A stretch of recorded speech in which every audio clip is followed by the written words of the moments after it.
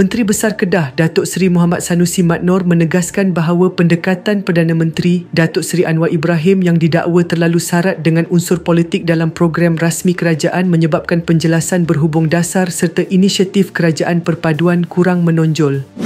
Beliau berkata, rakyat sebenarnya tidak berminat untuk terus mendengar kisah peribadi atau sindiran politik yang diulang-ulang. Sebaliknya ingin mengetahui dengan jelas manfaat daripada 167 program di bawah pentadbiran kerajaan Madani. Yang amat berhormat Datuk Seri sendiri kena ambil peluang dalam program-program kerajaan untuk cakap benda-benda yang tenggelam tu supaya timbul. Tak perlu cakap politik memanjang dalam program kerajaan, katanya dalam satu hantaran di Facebook pada Ahad. Kenyataannya itu merujuk laporan media mengenai rasa kecewa Anwar kerana maklumat berhubung dasar serta pencapaian kerajaan tidak sampai kepada rakyat seperti yang disasarkan, manakala kandungan negatif pula lebih tular di media sosial. Perdana Menteri turut menyatakan bahawa sekitar 167 program kerajaan tidak berjaya mencapai pengetahuan umum sambil menggambarkan media sosial sebagai platform yang lebih banyak digunakan untuk menghina berbanding membantu membina sehingga mesej kerajaan sering tenggelam.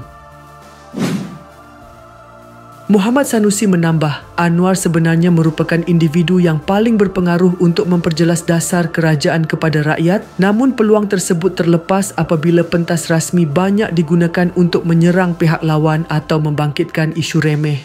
Beliau juga mempersoalkan kecenderungan Perdana Menteri untuk berkongsi kisah jemputan pemimpin luar negara atau perbualan telefon berbanding menghuraikan program-program yang memberi manfaat langsung kepada rakyat.